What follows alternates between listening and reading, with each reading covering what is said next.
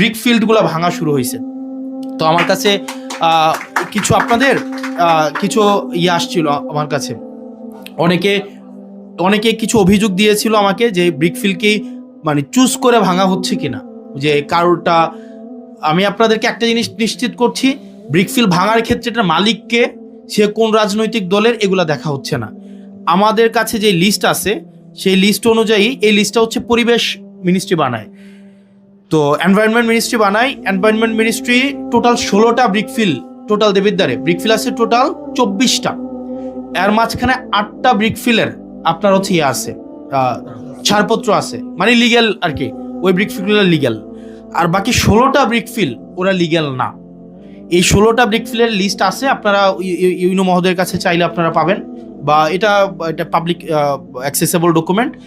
এই 16টা ব্রিকফিল্ড এগুলোকে ভেঙে ফেলা হবে। আজকে মনে ভাঙতেছে কিছু, আজকে ভাঙতেছে না। এখন দেখেন একদিনে কি 16টা ভাঙা সম্ভব?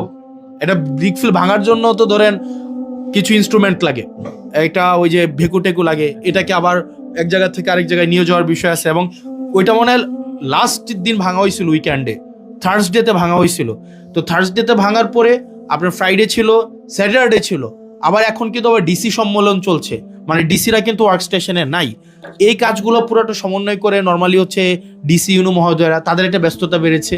তো সব জায়গা থেকে ভাই আমরা ধীরে ধীরে আমাদের এই প্রবলেমগুলো আমরা সলভ করব।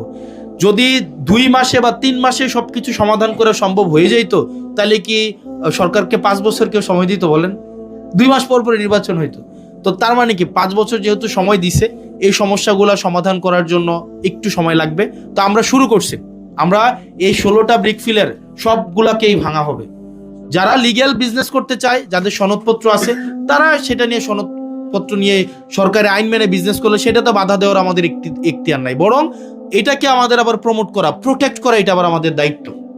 আর অনেকে মাঝে মাঝে বলেন যে ব্রিকফিল্ডের বিকল্প কি, আমি জাস্ট অনলাইনে বলি, সারা পৃথিবীব্যাপী এবং মিনিস্ট্রিতেই এখন ব্লকে কনভার্ট হচ্ছে, এবং এনভায়রনমেন্ট মিনিস্ট্রি কিন্তু এটাকে প্রমোট করে যে আপনারা ব্লকে চলে যান। এবং আমি যতটা জানি এলজি আপনার পিডব্লিউডি, তারপর হচ্ছে গণপূর্ত একটা পিডব্লিউডি এর সকল কার্যক্রম মনে হয় ব্লকে করতে হয়, ওখানে মনে হয় ইট দিয়ে করা যায় না মনে হয়, এরকম একটা বিধি। মানে মেন কথা হচ্ছে ব্লকে অনেক বেশি কনভার্ট হচ্ছে।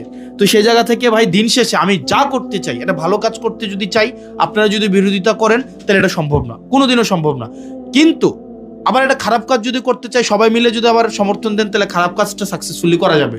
তাহলে দিন শেষে একটা কাজ আমি করে সাকসেসফুল হব কি হব না, এটা নির্ভর করে কিন্তু আপনাদের উপরে, মানে আমি এটা বুঝাইতে